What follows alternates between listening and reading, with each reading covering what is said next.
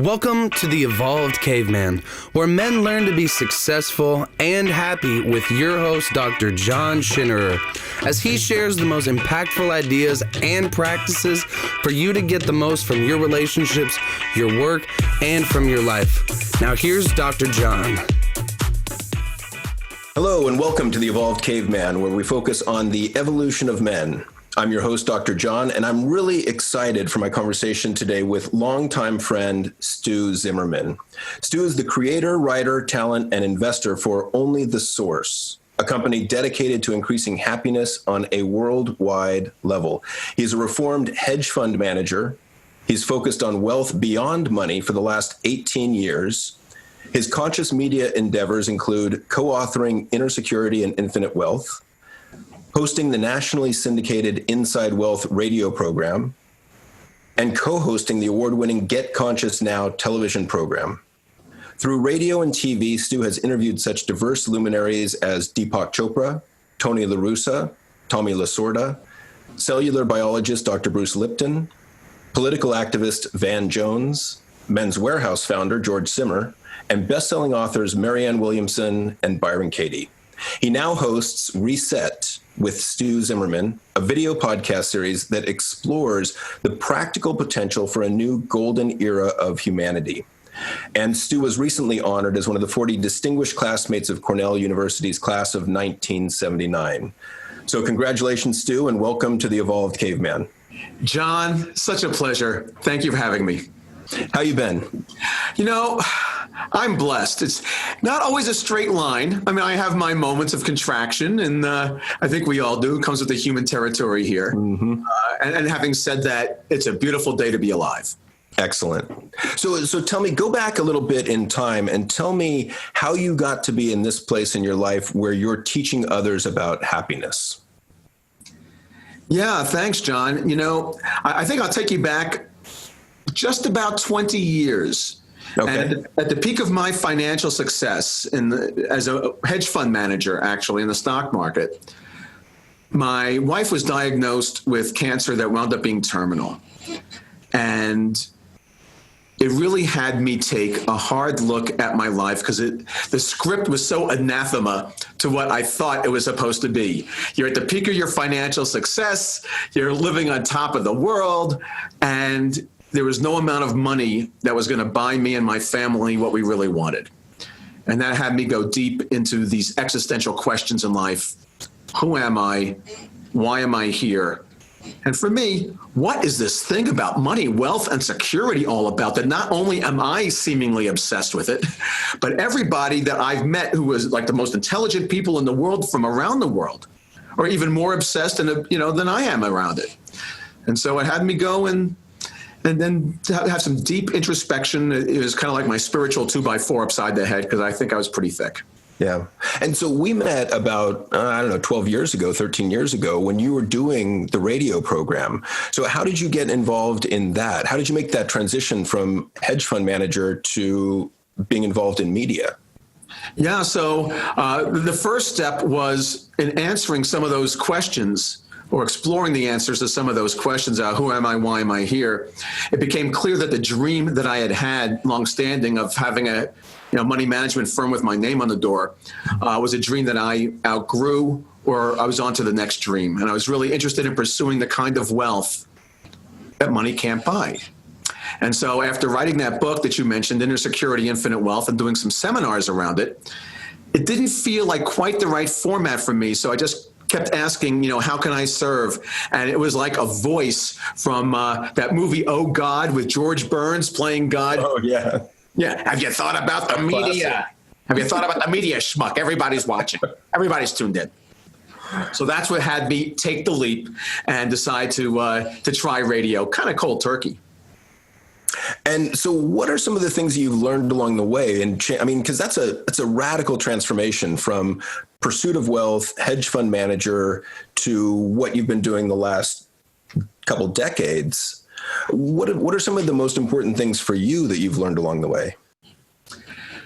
I would say one of the most important things, and it came through, I guess, one of these classic dark nights of the soul, was when, the weight of the grief that I was going through with, seemingly the imminent passing of my wife. We had a young son together, and I went to a place of fear around having to raise a potentially emotionally scarred child for, he was only 4 years old at the time.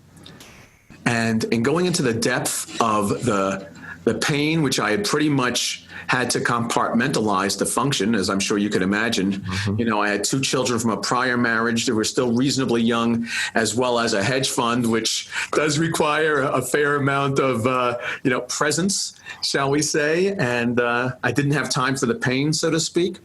Giving myself that permission to go deep into all of that angst and anger and grief and fear, and really inviting it in on a given night when I was home alone, I came to realize that no matter how much more pain I was inviting in, it started to get lighter and lighter in my awareness.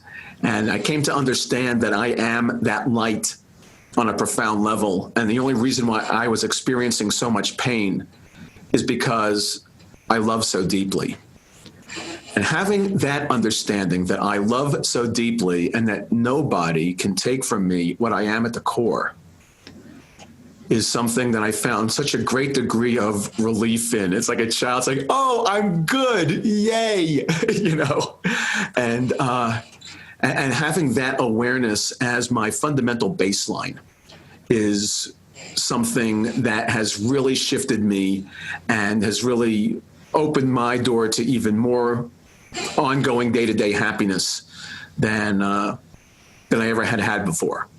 Yeah, and I think that's beautifully put. I think it's interesting to me because there is that paradox emotionally for us where the deeper you love, the deeper you feel, you also have that possibility of being hurt more intensely, more deeply throughout life. And a lot of the men that I talk to are wired the same way. In fact, the vast majority of them are. But I think the lesson that we get, if we can even get through that sort of man-box socialization process and continue to feel, when we become adults, that we get to a point and we get hurt so badly that we stop taking the risk of connecting at a certain point because we're just like, I don't want to go through that again. And I think that's a challenge for all of us to continue to take the risk to put ourselves out there with the threat of being hurt emotionally again. I mean, if you love deeply, like people you love are going to leave. And that's scary as hell at some level. Yeah, it is. It is. In fact, I remember as a child, and maybe part of the socialization and becoming what a strong man is supposed to be. I remember there were times when I was, as a young boy, 5, 6 or whatever, really upset because I wasn't getting my way. And, I started to cry. And I remember very specifically my mother saying, get a glass so you don't get the carpet wet. I know. God bless, I love my mom. And yet it really conditioned me to, and it really kind of pissed me off in a way because my sister seemed to have carte blanche to cry and to, get in touch with those depth of emotions that somehow it wasn't appropriate for a boy to. And I think on some measure that maybe set me up for quite some time, not only to be concerned about not wanting to share my feelings or being ashamed of even having feelings that deep, for somehow that would be a sign of weakness. Mm-hmm. Well, and I think that's how we're socialized. And I think that, I'm proud of you, I guess, at some level, because I think that for many years you were running away from those emotions from, authenticity by pursuit of wealth, which I think is a really common dynamic in a lot of the men that I know. And then you got, as you said, hit upside the head by the spiritual 2x4, and it really woke you up to there's more to life than just this. Because I see a lot of men that are 40, 50, 55 that have made ridiculous sums of money, but are completely disconnected from themselves and are miserable at home. And that to me just seems a tragedy of how we're socialized. Yeah, I agree. And what's interesting is, it's even hard to know what's authentic, because I remember when I was a stock broker and then money manager, it was absolutely authentic for me to go out there and, go and see if I could get my share, so to speak. And that was what seemed to be authentic. And at the time, it seemed authentic not to go as deep into the emotional spectrum of possibility, even though I got to tell you, when the markets went against me, I took it pretty hard. Yeah. And there were, you talk about fear and sadness. Yeah. Oh yeah. I shed some tears behind closed doors, because I so took the trust that people were entrusting me with their money. I took that to heart. So, you've had the courage to kind of go into these depths.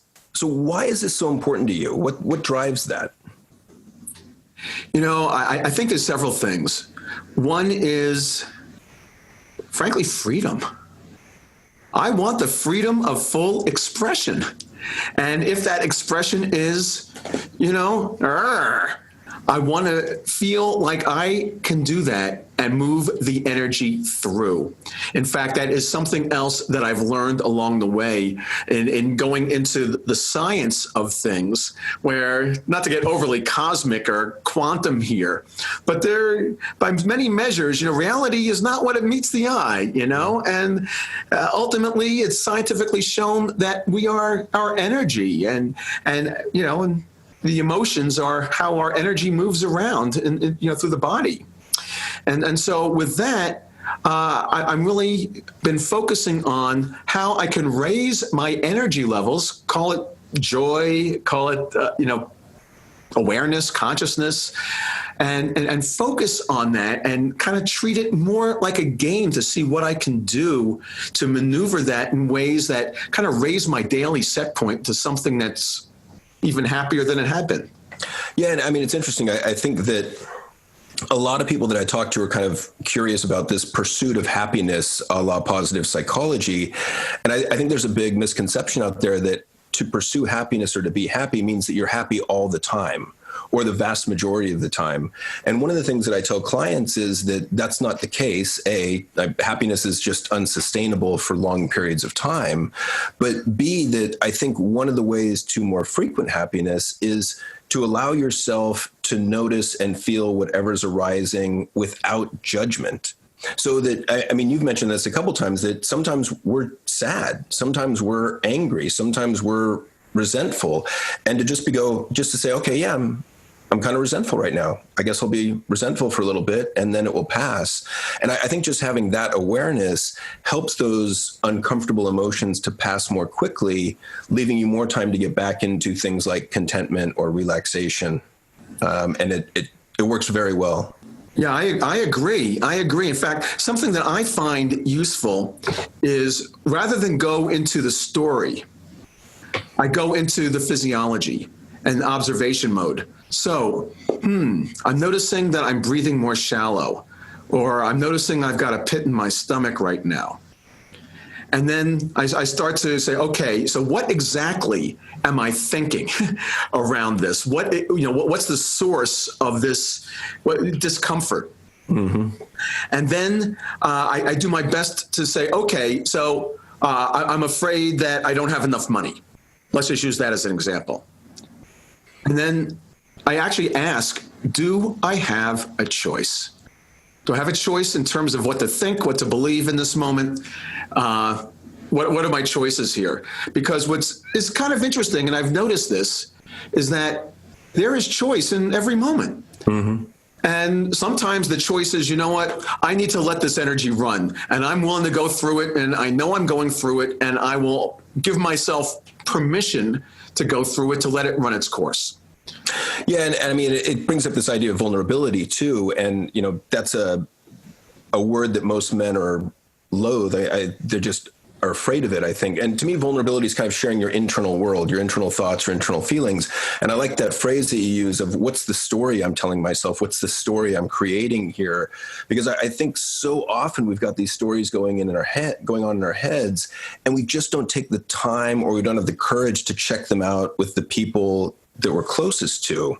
And, I can give you an example. My girlfriend went to Ecuador recently, and I noticed I was getting angry that she was gone. And I was like, that doesn't make sense. Like, she hasn't done anything wrong. Why am I having these feelings of kind of anger and abandonment even? And so I had to kind of go back in my past, because I've been looking at this work on trauma recently. And I was like, oh yeah, my parents left a lot when I was a kid. And so I was wondering, and I don't have the exact answer, but I'm like, maybe the story I'm telling myself is that if she leaves, she doesn't really love me, which once it's voiced doesn't make as much sense. And it turns down the intensity on those emotions. So yeah, I really like what you're saying here.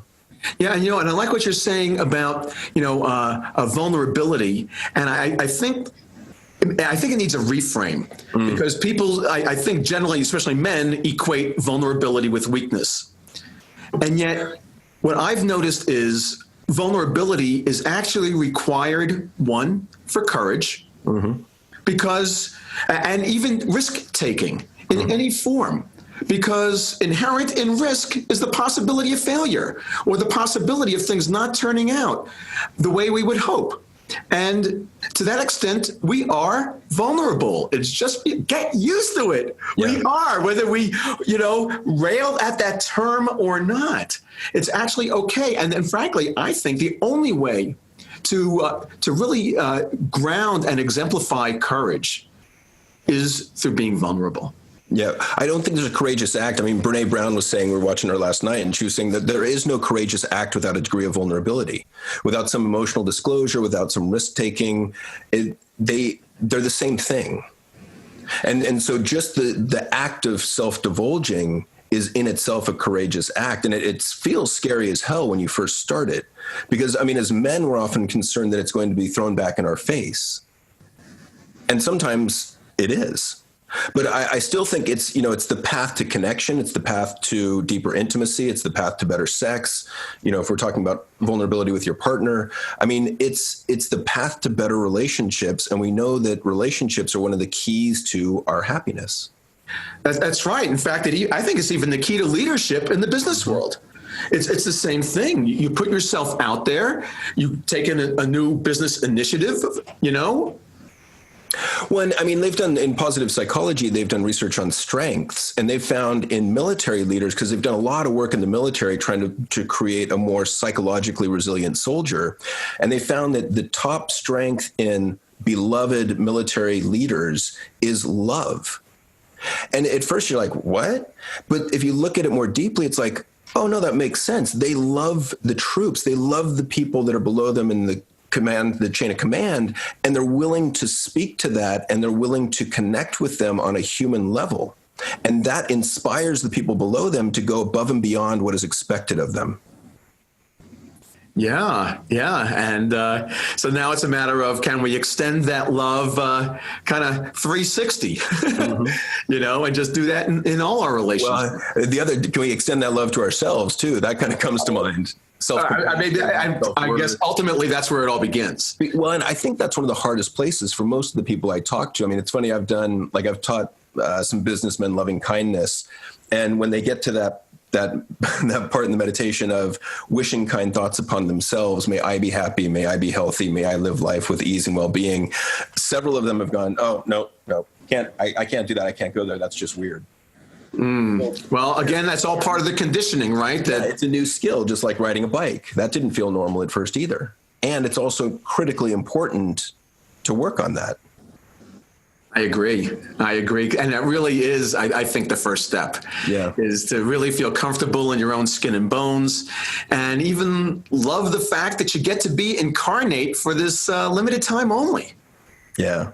So let me shift gears a little bit if I can. I don't know if it's completely shifting gears, but I want to talk a little bit about masculinity and sort of what your ideas around masculinity are. Is there one masculinity? Are there multiple? Like, what would be an ideal masculinity to you? What are some areas that you would take out of masculinity if you could? Do you have any thoughts there? Yeah.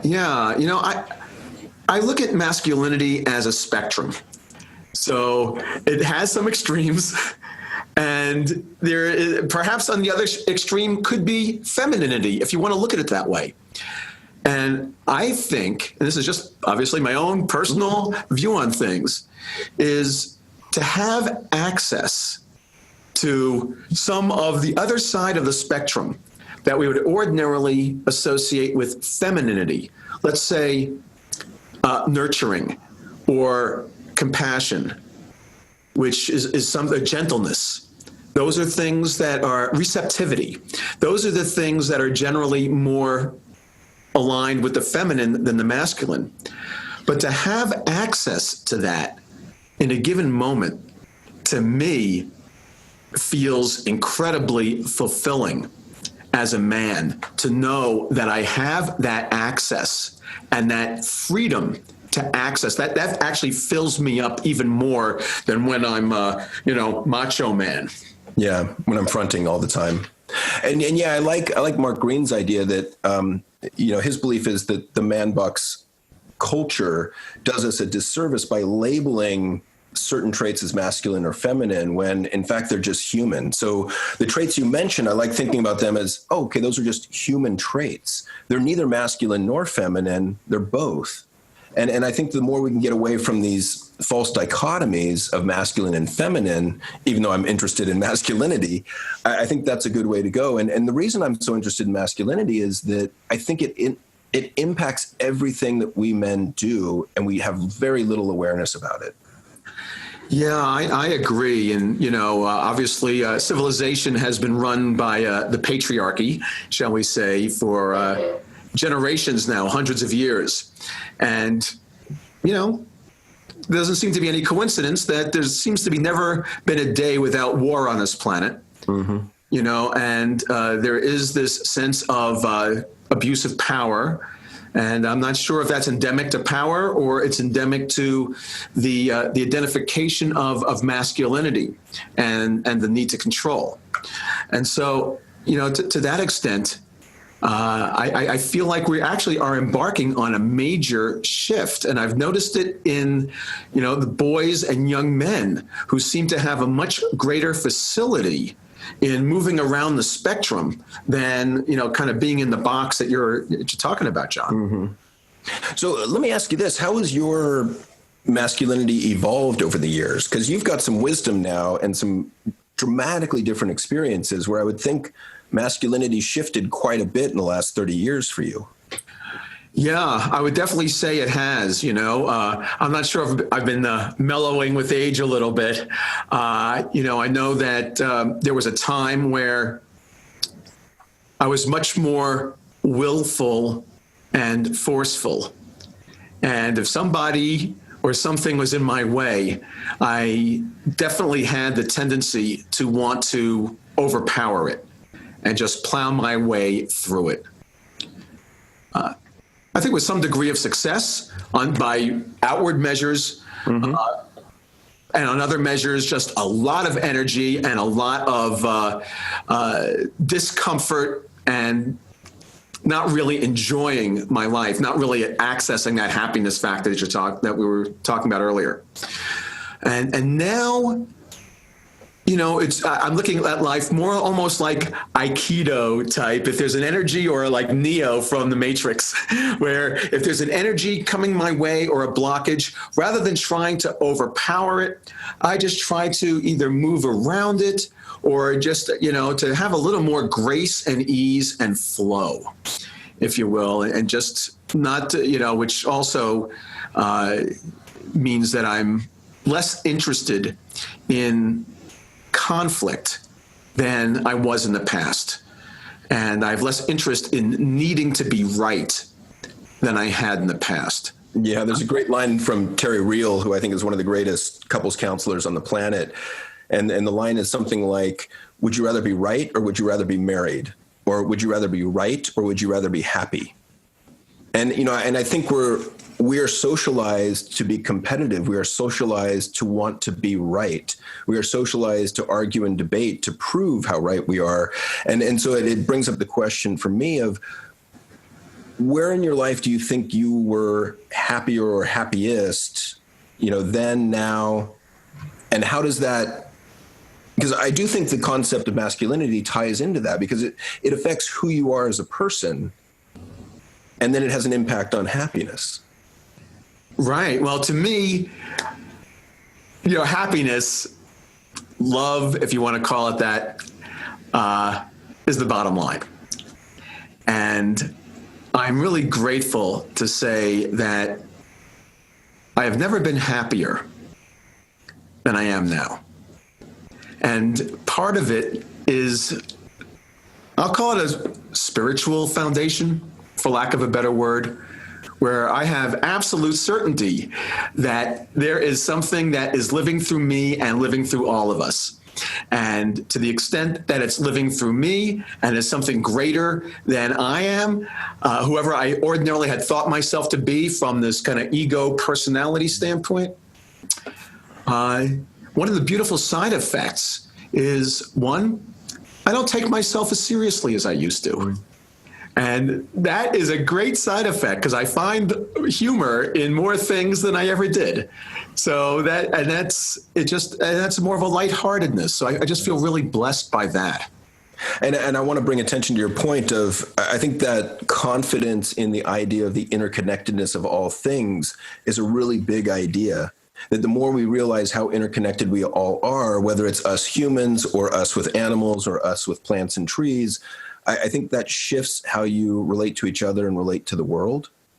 It does. In fact, very specifically, it informs like this program that I've been doing recently called Reset, where I'm here actually to explore the practical potential for a golden era of all humanity. Mm-hmm. That we can all, because we are all interconnected, we are certainly all on this same planet, essentially sharing the same resources.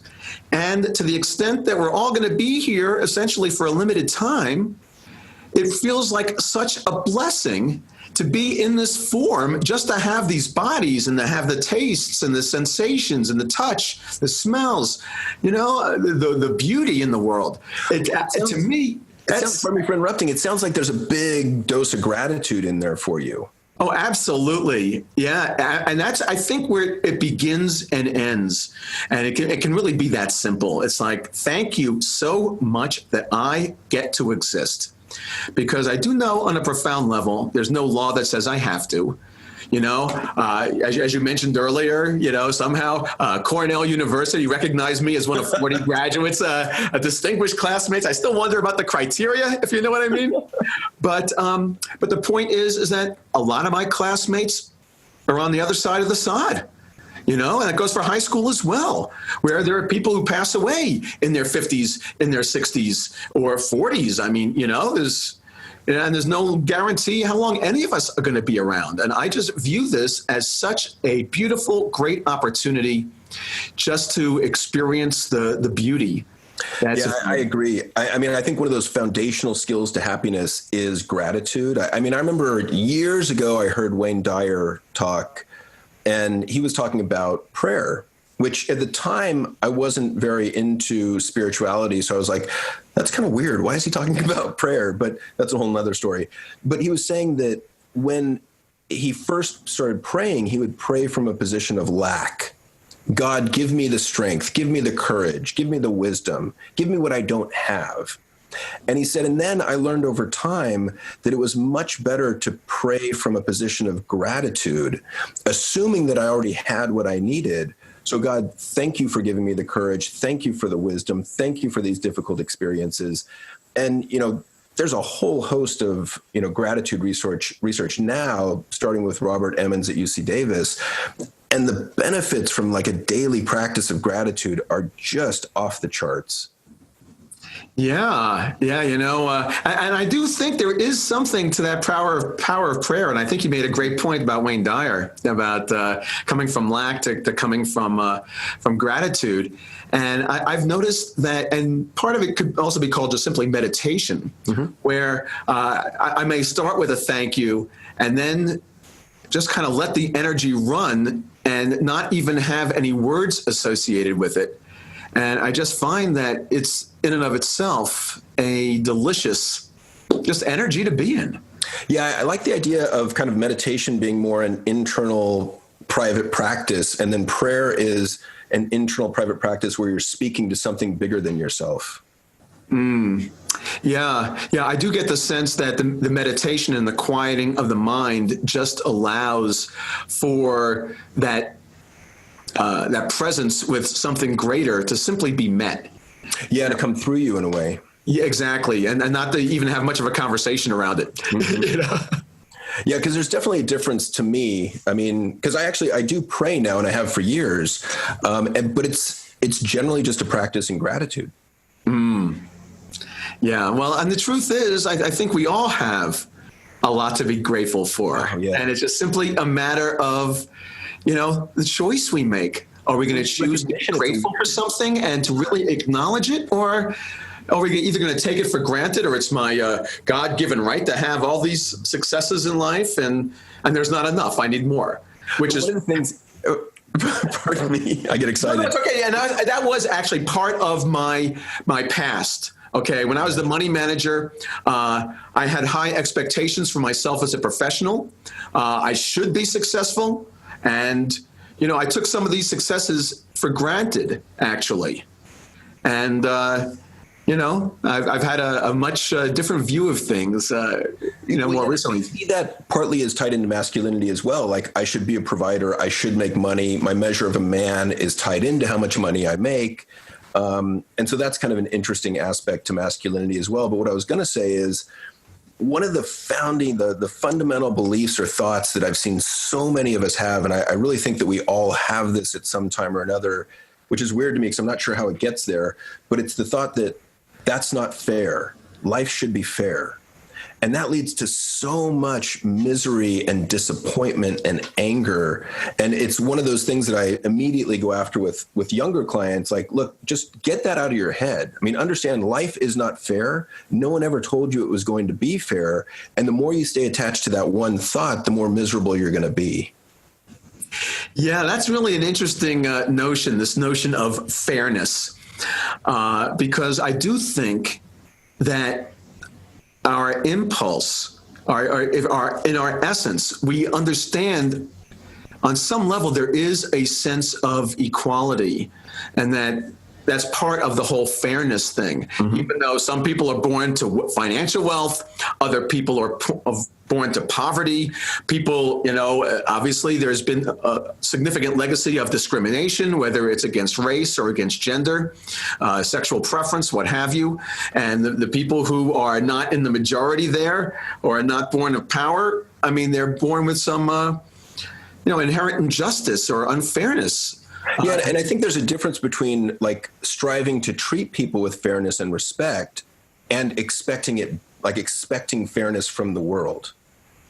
So there's two different sides to that. So I'm always encouraging clients to be fair and respectful to others. That's what you can control. But to expect fairness out of the world, like it just, and I mean, I'm all for fighting for social justice. But again, I think to expect it on an individual level generally tends to lead to uncomfortable emotions, put it that way. Well, and then maybe that's inherent in expectation. Yeah. In general, I mean, the more we expect things out of life, certainly the greater opportunity for disappointment.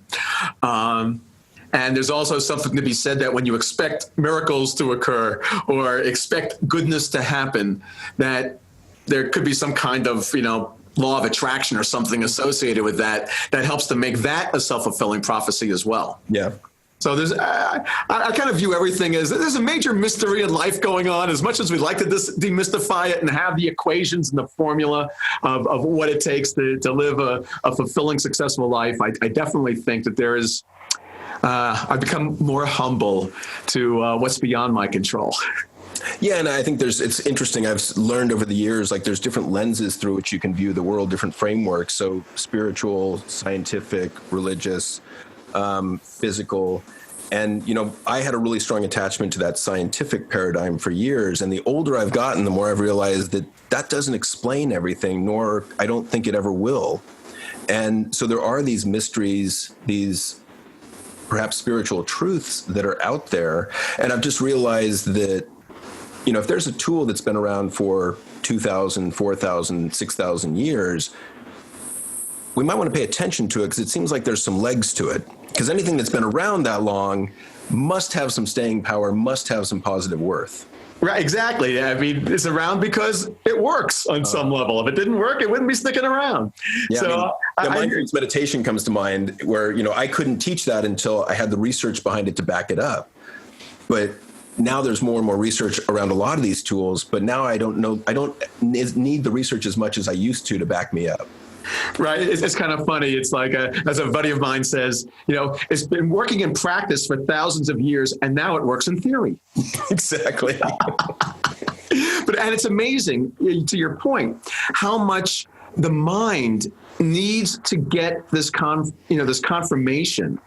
And that's actually one of the things that really excites me about where we are, with respect to humanity and our evolution, is that there is a number of bodies of science, whether it's from the neurological angle of neuroplasticity and with the neurotransmitters in our brain that transmits these kind of like hormones, but they of delight and of calm and of peace. There's a biology around that, as well as this whole notion of epigenetics in terms of how our physical cells actually evolve based upon the environment that we're in, and that we're only hardwired with DNA, with 20 to 25% of our cellular structure, which means everything else is mutable and up for grabs. Mm-hmm. And that is from the scientific aspect that has the mental part of me collaborating with, let's say, the emotional, mystical side of me that just wants to love and be happy because it feels good.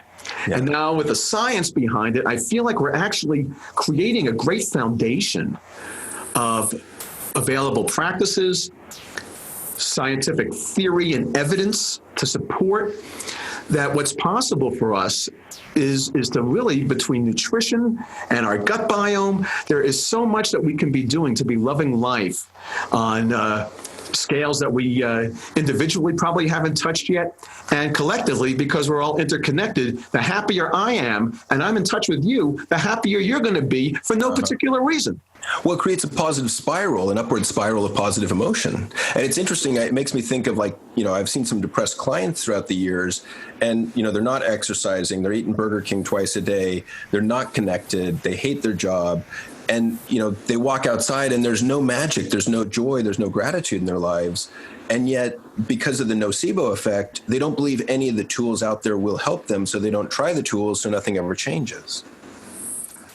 Yes. That's kind of the opposite end of the spectrum. I appreciate that. And I understand, and again, there's a mystery here that I don't think I'm ever going to fully unwind in this lifetime. And yet what I do understand about just energy, and just very simply, when I go to the supermarket and smile, mm-hmm. I am more likely to be met with smiles in return. And my sense is that those smiles that those others are smiling are more likely to be passed on to somebody else. Yeah. And so I view everything as an energetic, that I actually feel it's my responsibility for the sake of humanity to be as happy as I can be, and pass it around and see if we can create this kind of force field of critical mass, of energy, of lightheartedness and interconnectedness that people will want to, one, they're automatically affected by because we're interconnected. And even if they don't know exactly what's going on. And two, it becomes more of like that movie When Harry Met Sally, and, I'll have what she's having. Well, and yeah, you're absolutely right with that ripple effect of emotion, and it can go both ways. It can go anger and sadness, but it can also go happiness, joy, curiosity, love, where, and this is research out of Harvard, where they show that if you're happy, the people directly in contact with you get 33%, there's a temporary boost to their mood. And then to the next level out, there's a 17% impact on those people that you may never meet and may not know, but there's a ripple effect, like throwing a pond in a rock in a pond, and it just ripples outward. So we are energetically connected, and we're starting to get more and more evidence to prove that, which is fascinating to me. It is. I find it really exciting. Maybe you've heard of the, how the butterfly evolves from the caterpillar, where the caterpillar is going about its business, eating more, consuming more than its weight. This is the ultimate consumer. And then these little cells, they're called imaginal cells, which are the first energetic impulse of the butterfly, starts to appear in its body. And actually, the other caterpillar cells kind of view those as foreign objects in a way. What are these cells being so happy and flying about when we're just crawling, kind of thing? What's all that about? And that almost views it as a foreign body that needs to be attacked. And yet for some strange reason, the impulse and energy of those butterfly cells start to attract each other, and they start hanging out together and cluster, and they become a little bit more and more of an energetic force to be reckoned with, until we start to get to that Star Trek conclusion of resistance is futile. And then it goes into this state of chrysalis where it's neither caterpillar nor butterfly. And of course, we know the happy ending, that it winds up as this beautiful butterfly. And I think that is actually a great metaphor for humanity, that as we awaken into these butterfly souls that want to fly freely here and colorfully, as we cluster and get together and we support each other and just create a greater support network to remind each other who and what we really are at the core. And because that feels so good, that there is a tipping point where humanity just says, you know what? Screw being miserable. This feels good. Let's just do that. Yeah, I love the analogy. So I'm looking at the time, and I'm thinking we got to wrap up here pretty soon. Are there any other questions that I should have asked you? What did I miss? Yeah, I'm not sure. All I can say is that we're on this exploration together, John. You, me, and everybody watching. And really, when at the end of the day, doesn't it just simply come down to love, and how much we're able to love our lives? And, there is this trite saying possibly, but it rings true, that when you're on your deathbed, you really think about all the days you missed where you should have been in the office. Mm-hmm. Probably not. And so I would just really invite in that this is actually a brand new moment that never existed before, that we all get to raise our game of consciousness on some level and really renew a dedication to love, to embracing the unknown, and to treating life as an adventure that, and especially where you and me, I'm getting at the point now where I may be entering, let's say, the last third of my life. I'm an optimist. And I'm starting to look at what kind of legacy do I want to leave? And not just leave for my 5 kids or leave as the imprint of my time on this planet, which of course I would love to leave it better from my having been here. But beyond that, I want to actually live the legacy. I want to have the enjoyment associated with creating whatever positive impact I possibly can. And so that's something that I know you're doing in your way through this very program, the Evolved Caveman, which is not only just really, snappy and memorable. So congratulations. And yet it's really true. And now we're leading with the evolved piece, the evolving caveman. And I think it's really an exciting opportunity for us all to evolve. I agree. And I love what you're saying, love what you're doing. So briefly, what sort of social media can we put out there for people to contact you? Well, thank you. Well, I'm a friendly guy, so I'm on Facebook at Stu Zimmerman. I've got a website, onlythesource.com, where not only do I have our Reset, which is the video podcast, and I've interviewed amazing people like Dr. John Schinnerer, among others. And also, we have an online course there called Give Yourself a Raise. And it's about raising your mood, your consciousness, and your energetic presence using some of the science that I've kind of touched upon in terms of breathing, sound, movement, all the things that can stimulate our biochemistry in reliable and beautiful ways. So we're able to enjoy life even more. And so because I'm a big fan of being practical. Inspiration is great, but yet it's really, the rubber hits the road when we take action. And so, I'm a big fan of that. And I'm on Twitter at EnjoyBoy, and on LinkedIn, Stu Zimmerman. You'll find me. You want to find me, you'll find me. Okay, and we'll put those links in the show notes as well. So if anyone's interested in finding Stu, you can look in the show notes of this podcast, and his info will be there. So Stu, thank you so much for taking the time. I always enjoy our conversations. They're an absolute blast. Yeah, thank you, John. I so appreciate the work you're doing, because it's fabulous work in the world. And thank you for inviting me to the program today. All right. Thanks, Stu. Have a great afternoon. Yeah, you too. Bye-bye. Thank you for listening to the Evolved Caveman podcast. If you like what you've heard, support us by subscribing, leaving reviews, and sharing the podcast with friends and colleagues. For the latest, most powerful tools to connect with like-minded men, join the Facebook group at The Evolved Caveman. Follow Dr. John on Instagram at The Evolved Caveman, all one word, or join the email list by visiting guidetoself.com.